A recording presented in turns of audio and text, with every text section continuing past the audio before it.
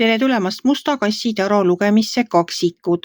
Siit tuleb lugemine teile nädalaks 25–31 mai. Ma olen teile siia valmis pannud 7 kaarti ja vaatame, mis neil kaartidel teile siis selleks nädalaks öelda on.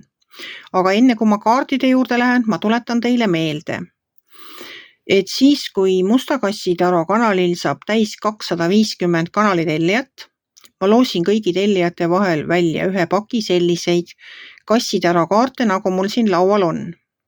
Ma teen selle kohta eraldi video, mille all te saate enda osalemissoovist siis teada anda. Aga nüüd läheme kaartide juurde. Teil on välja tulnud siin sauade 7.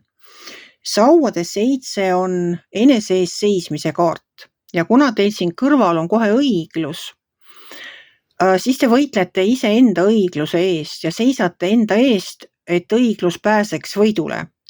Ma ei tea, mis võitlust te võitlete, aga 3. kaardina on teil siin mõõkade 2. Mõõkade 2 räägib valikutest ja sellest, et ei saa edasi liikuda, kui te pole teinud valikut.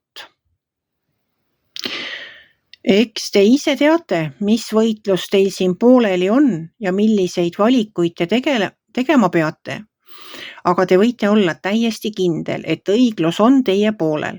Ja enda eest tulebki seista. Ei saa lasta endast üle sõita. See on kindel.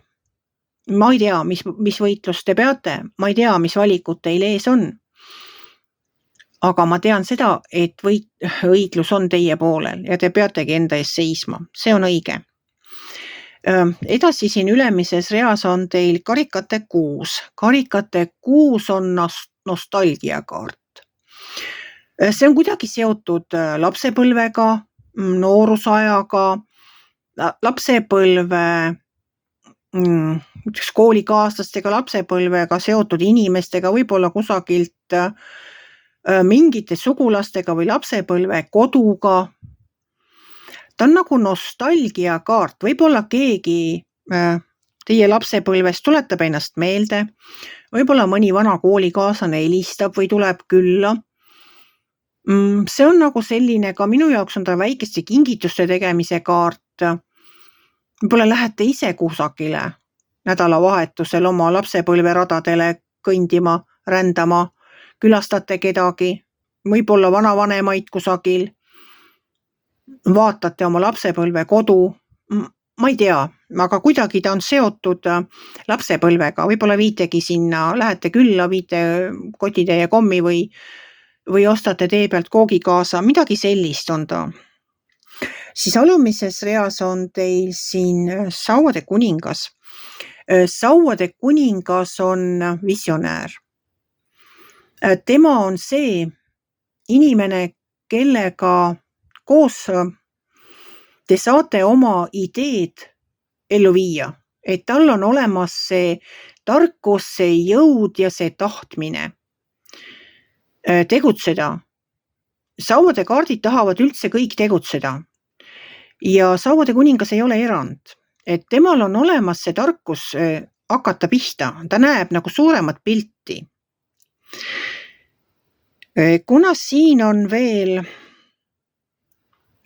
karikate 2, siis mulle tundub, et te nagu tahaksite millegagi alustada,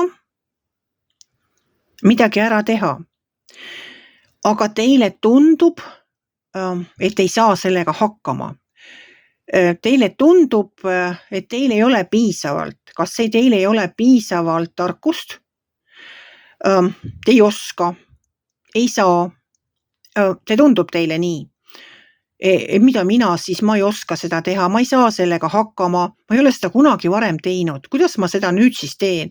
Ei, parem mitte tegema hakata, mugavustsoonist välja tulla, issakene, mis asi, see veel on õudne. Ei ole, tegelikult ei ole, sest teie olete ise võimsam, kui te seda oskate arvata. Seda räägib mulle see viimane kaart siin. See on sauade 9 ja sauade 9 ütleb seda, et teie olete isegi suitsu sees joostes võimsam, kui te ise oskate arvata. Ja kui teil on selline liitlane nagu sauade kuningas, teile enda jõud ja sauade kuninga tarkus ja see oskus ellu viia ideid, siis teil on lisaks neile nagu veel siin all on üks kaart veel, mille ma jätsin päris meelega viimaseks, sellepärast, et see on karikate 2. Ja karikate 2 on hingesugulase kaart. Minu jaoks on ta hingesugulane, minu jaoks on ta inimene, kellega koos ma võin läbi minna absoluutselt kõikidest olukordadest kohe päris püstipäi.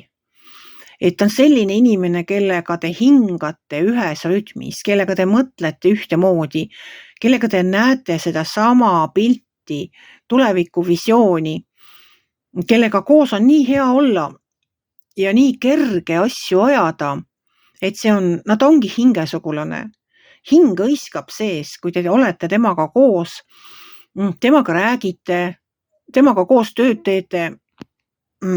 Võib-olla tuleb tema, kui teda veel ei ole teie elus või pole teda märganud, võib-olla ta siis on kuidagi seotud selle lapsepõlve radadega või selle nostalgiaga. Võib-olla on tema see, kes teile endast märku annab üle pikkade aastate. Teeb teile võib-olla mingi ettepaneku või küsib, kuidas läheb ja te räägite, et näed, vaata, plaanisin siin praegu hakata patju tootma, aga ma ei oska. Ma ei oska neid õmmelda, ma ei oska neid tikkida ja ma ei tea isegi seda, kus neid turustada. Ja ta ütleb, et mis asja sa ajad? Mul on ju kõik olemas, absoluutselt. Mul on õmblusmasin, suured oskused, mul on metsikult vaba aega. Küll me leiame selle tikija ka ja mis see turustamine, see pole mitte midagi. Mul seal vot see ja see tuttav, eks ole, seesama sauade kuningas. Sellel on ju kõik olemas, absoluutselt koduleht ja muud asjad, teeme kõik ära.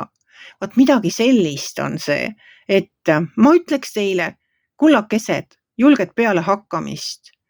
Ja kui teie kõrval on sellised liitlased, no siis ei saa mitte midagi viltu minna. Hakake lihtsalt peale. Hakakegi praegu pihta, sellepärast, et me oleme praegu veel selles kasvava kuu energias, selles noore kuu energias. Hakake praegu asjadega pihta. Küll te jõuate pärast seedida, kui me täiskuusse jõuame. Siis on aega mõelda, siis on aega seedida. Praegu tuleb esimesed seemned mulda panna. Praegu tuleb teha need esimesed sammud, et lihtsalt hakake pihta, tehke need esimesed sammud, pange kas või visioon paberile kirja, midagi tehke ära, et universum saaks aru, et teil on tõsi taga ja te tahate alustada selle asjaga, mis iganes teil tükil ajal juba plaanis oli ja millel olid võib-olla mingisugused, võib-olla tõesti juriidilised takistused. Vot niimoodi, kullakesed. Et selline lugemine tuli siis selleks nädalaks teile. Kui teile minu lugemine meeldis, ärge olge kitsi. Pange ikka like pöial üles, võite ka kommenteerida ja kohtume järgmisel nädalal.